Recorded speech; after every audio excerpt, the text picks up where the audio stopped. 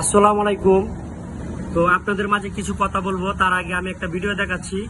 ভিডিওটা শেষ হোক, তারপরে কথাগুলো বলবো। যেহেতু সন্তানের বাবা অসহায় এক বাবা, আমি আমার মেয়ের বিচার দেখতে পারবো বা বিচারের যে শেষ পরিণতি সেটা আমি দেখতে পারবো, সেটা আমি ভাইজান জানি না।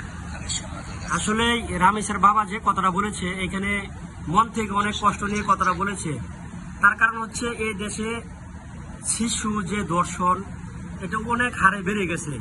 শিশু দর্শন, মহিলাদের দর্শন, তো আসলে সঠিক বিচার কেউ পাচ্ছে না। আজকে রামেশের বাবা না, শুধু আমিও একজন এর বাবা।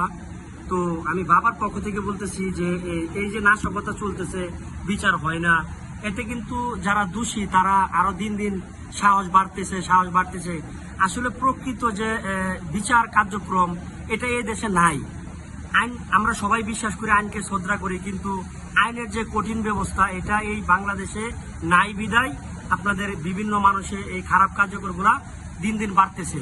তো আমরা 18 কোটি 19 কোটি মানুষ একটাই চাই, রামেশের বাবা হোক, আমি হই, আমার সন্তান, আরেকজনের সন্তান সবার কাছে এক।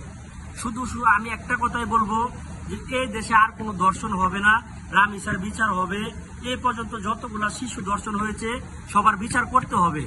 আর যদি নাই হয়, তাহলে আমরা 18 কোটি মানুষ জনগণ এই বিচার কিভাবে করতে হয় আমরা সবাই একমত হয়ে রাস্তায় বেরোবো। কিন্তু বিচার আমাদের লাগবে, আর একটা সন্তানও যেন বিচার না পেয়ে এরকম অবহেলায় তো না পড়ে। আমাদের কথা একটা, আমরা বিচার চাই, আমরা বাবা আমাদের সন্তানের বিচার চাই, আর কোনো সন্তান যেন এরকম না হয়। সবার কাছে এই বিচার আমি তুলে ধরলাম, আপনাদের মতামত জানাবেন। সালাম।